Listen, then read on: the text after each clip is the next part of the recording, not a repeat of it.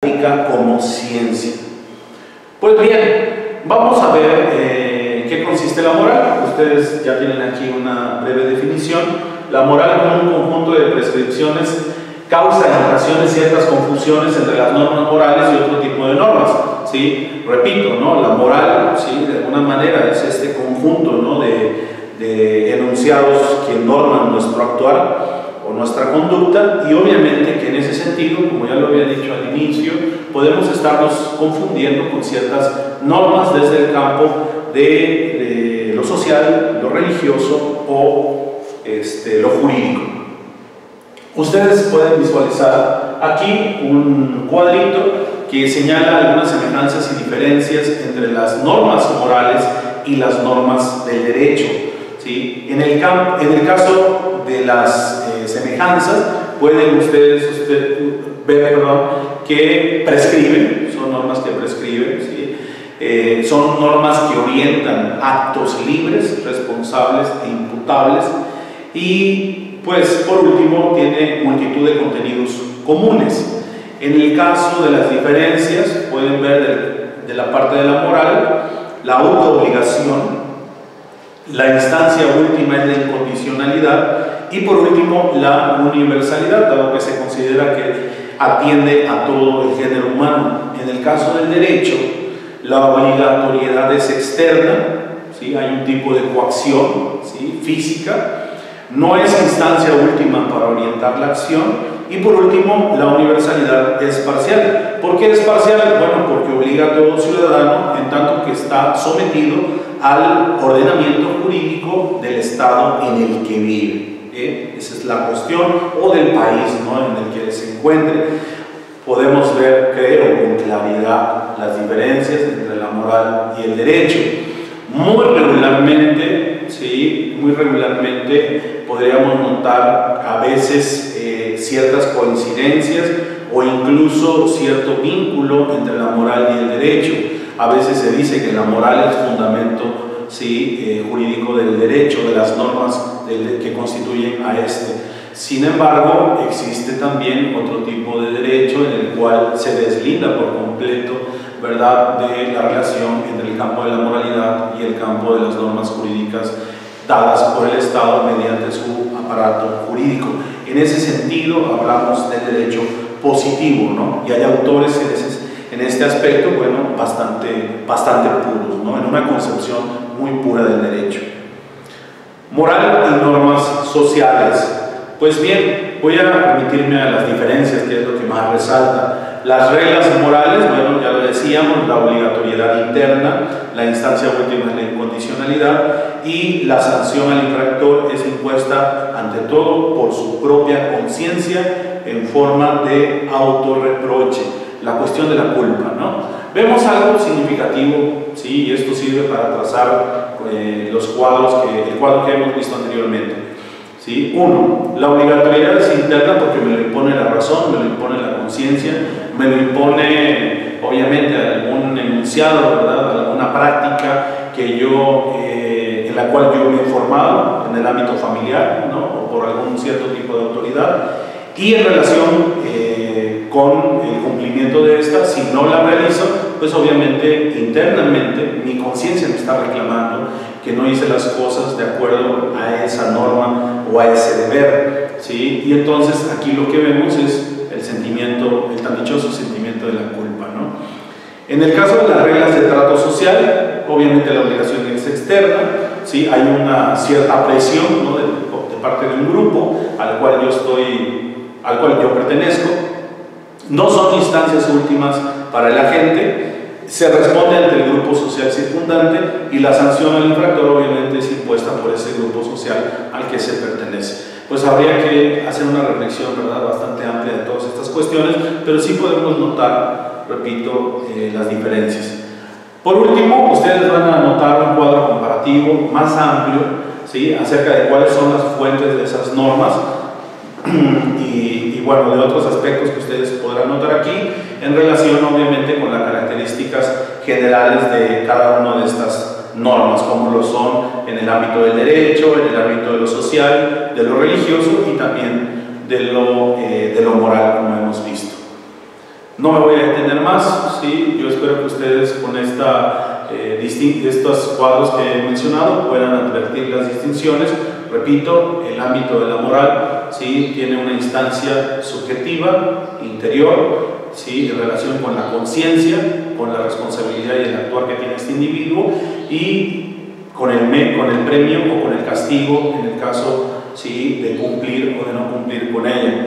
Hace un momento, al hablar de las normas jurídicas o de la instancia del derecho, decíamos que el derecho no es instancia última para dar cuenta de nuestras acciones. ¿Por qué? Porque indiscutiblemente que hay muchas cosas que no caen bajo el peso o la reflexión de este marco jurídico. Tendríamos que estar hablando obviamente de una filosofía del derecho, y en ese sentido nosotros como que tenemos una idea de que hay muchas cosas que no están legisladas dentro del campo del derecho, que sin duda alguna, aunque no lo estén, nosotros, nuestra conciencia o nuestra razón como instancia última de nuestro actuar nos indican si son correctas o si no son correctas. Obviamente esta es una discusión muy amplia, ¿sí?, que podríamos seguir acá, pero lo pongo como ejemplo. En ese sentido es que el derecho no se constituye en esa instancia última del actuar. Pues bien, la relación de la ética con otras ciencias, ¿sí? ¿Cuál es la característica primordial de la actuar moral? Yo diría que hay un conjunto de características o de rasgos. Uno de ellos es la conciencia, como lo acabamos de decir. La otra es la voluntad, la libertad y la responsabilidad. Pero dentro de todas ellas hay algo que destaca: la libertad.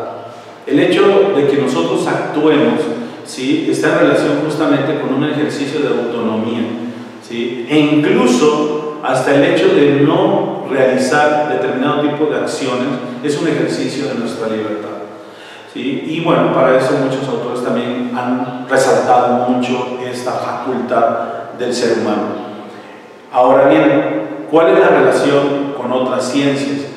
Que todas y cada una de las ciencias que ustedes pueden notar aquí, como lo puede ser el derecho, la sociología, la psicología, el psicoanálisis y las neurociencias, tienen como objeto de estudio el actuar humano, la acción humana.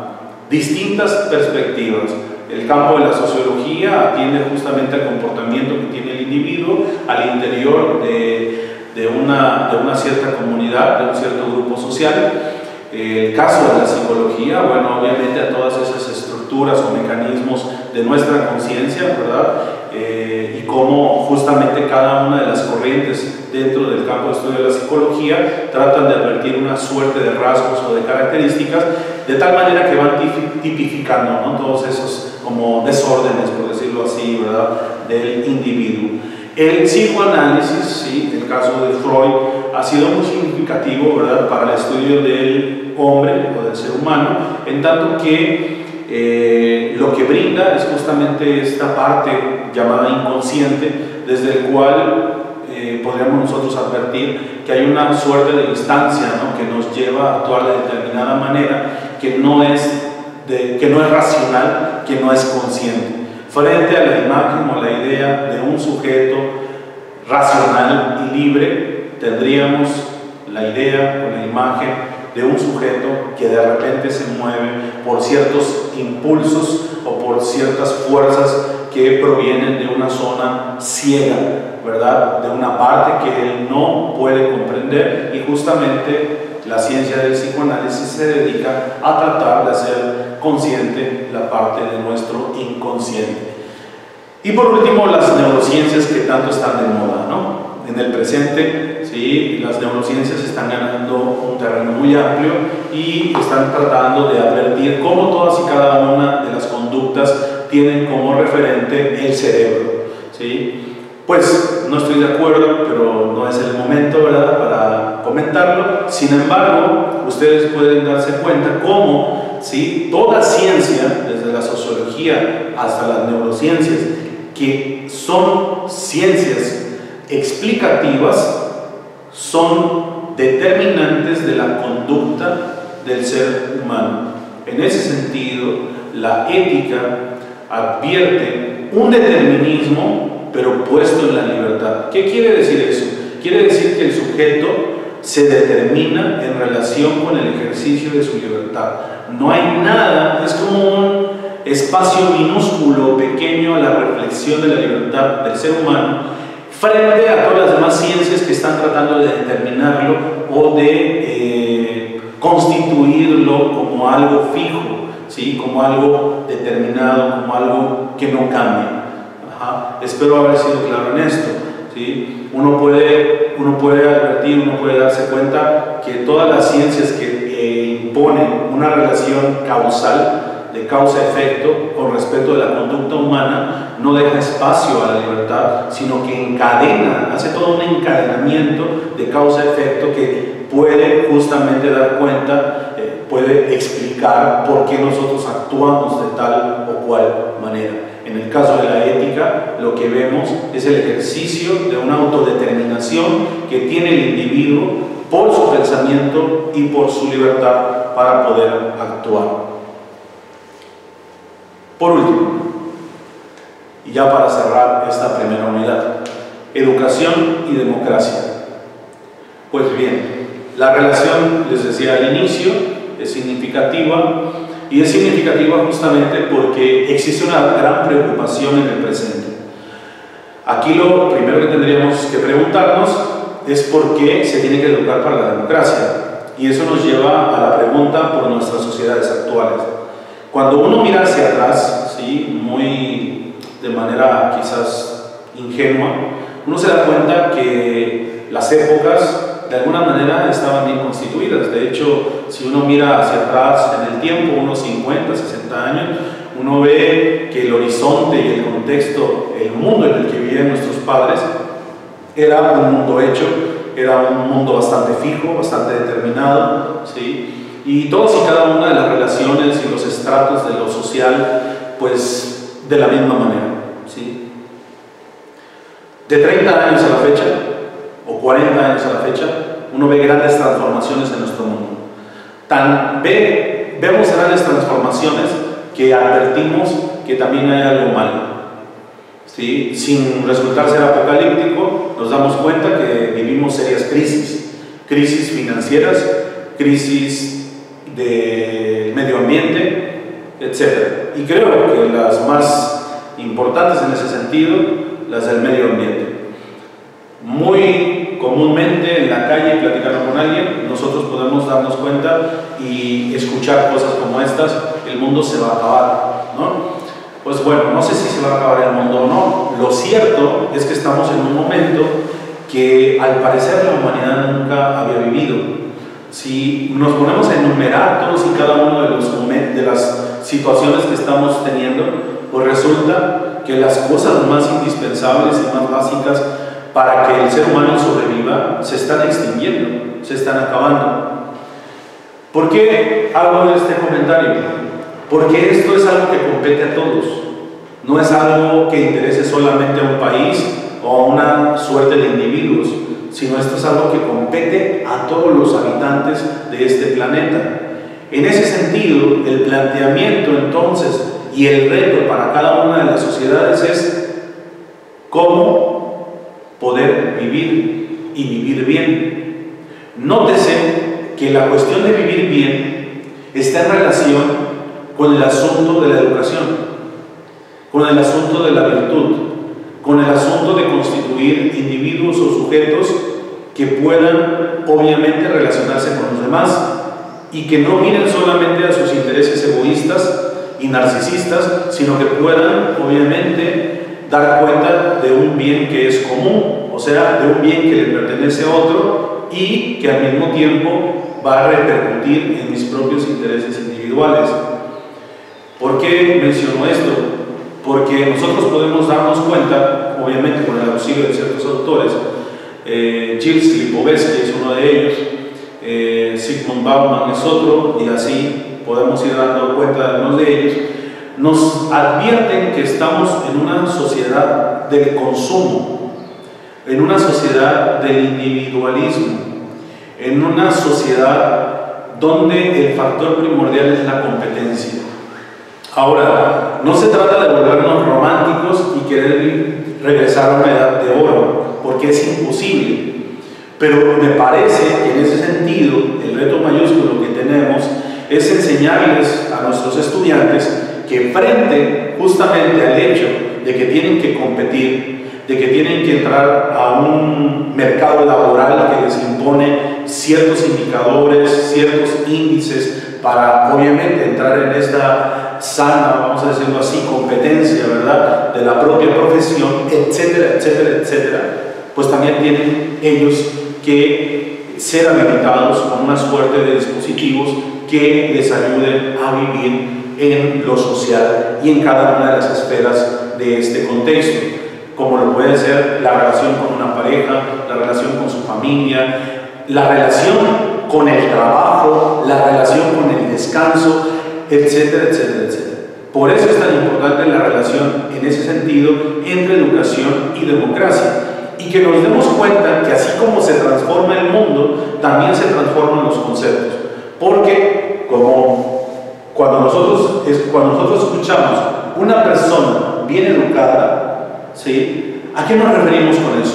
Si nosotros miramos 40, 50, 60 años atrás, una persona bien educada era una persona que sabía tener modales, que sabía hablar bien, ¿sí?, incluso que tenía buena ortografía y que tenía valores morales que hablaban de él, como su puntualidad, su honorabilidad, etcétera, etcétera, etcétera, ¿sí? Pues el concepto en ese sentido de una persona bien educada se transforma. ¿Por qué se transforma? Porque está bien, no vamos a renunciar a ello, pero lo cierto es que ahora nuestra sociedad exige otra cosa de todos aquellos que están egresando justamente de las universidades y que necesitamos en ese sentido habilitarlo con ciertas competencias y con ciertas herramientas para su quehacer profesional.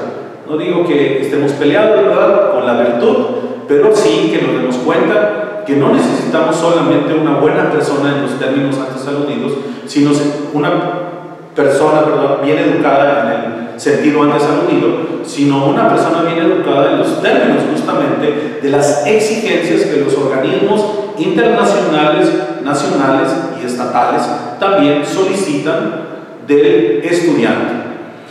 Pues bien, la educación, la cultura, la educación y la profesionalización son algo que debemos de analizar detenidamente. Educar para la democracia, ¿sí?, quiere decir habilitar en ciertos valores como la responsabilidad, la tolerancia, el diálogo, la escucha, el compromiso, la solidaridad, la inclusión, etcétera, etcétera, etcétera. Porque esos son los problemas que tenemos en nuestro mundo. Si nos damos cuenta, el salón de clases es una instancia, ¿sí?, de nuestro gran mundo. Los problemas que tenemos afuera sobre multiculturalismo, sobre cuestiones entre relaciones entre las etnias, los grupos culturales, los países, los acuerdos y tratados políticos, etcétera, son algo que refleja justamente el interior de nuestra aula como mundo simbólico. Esta relación que yo establezco con los otros, ¿sí?, es algo que se va obviamente a extender a todas y cada una de las instancias del mundo que me constituye como sujeto fuera del aula. Saber vivir implica dos cosas. Eso es algo que van ustedes a encontrar, ¿sí?, en la lectura de Victoria Camps, uno de los textos también dirigidos para esta unidad. Y aquellas dos cuestiones que implican saber vivir son saber vivir con uno mismo y saber vivir con los demás. Yo solamente quiero terminar con una reflexión siguiente. Es bastante penoso darnos cuenta cómo existen muchos individuos que realizan una actividad laboral enojados, frustrados, ¿sí?, y que en muchas de esas ocasiones su trabajo se constituye en condición de posibilidad justamente para no trabajar. O sea, trabajo, pero trabajo para descansar. Trabajo, pero lo hago para jubilarme. O sea, eso quiere decir que hay una distancia enorme entre el trabajo y el gozo. Y a mí me parece que nuestra actividad laboral, que el trabajo en sí mismo, se debe de convertir, entre otras cosas, claro, ojo, con lo que voy a decir, en una suerte de goce pero sin que eso signifique la renuncia al sacrificio, a la disciplina, a la constancia y al compromiso que una actividad laboral también implica en ese sentido al sujeto. Porque también lo que vemos en el contexto actual es justamente que los individuos quieren encontrar un trabajo que sea tan placentero y tan cómodo que no les resulte en ningún sacrificio, en ningún dolor, etcétera, etcétera, etcétera. Y eso se me figura que forma parte justamente de las sociedades, ¿sí?, que están educando individuos débiles. El sacrificio, la disciplina, la constancia, el esfuerzo también educan y forman una suerte de individuos que necesitamos obviamente en nuestras sociedades, como las hay en nuestras sociedades, pero que también tratemos de evitar eso. Claro, que se trate de borrar un poco la distancia tan enorme entre el ocio y la actividad laboral, pero que tampoco renunciemos a estos valores que edifican y construyen y constituyen a los individuos y los preparan para la vida, como lo decía Antonio Caso, Samuel Ramos y José Vasconcelos a principios del siglo XX. Pues bien, esto ha sido en lo que respecta a los temas de nuestra unidad número 1. Ustedes van a tener que entregar una actividad. Esta actividad consiste en un reporte de lectura, ¿sí? Obviamente la grabación que ustedes van a poder tener a su alcance, y de los textos que he propuesto para su lectura, y claro, de todo lo que ustedes con su vida, con su experiencia y también con la amplitud de investigación en cuanto a la lectura de los libros pueden aportar.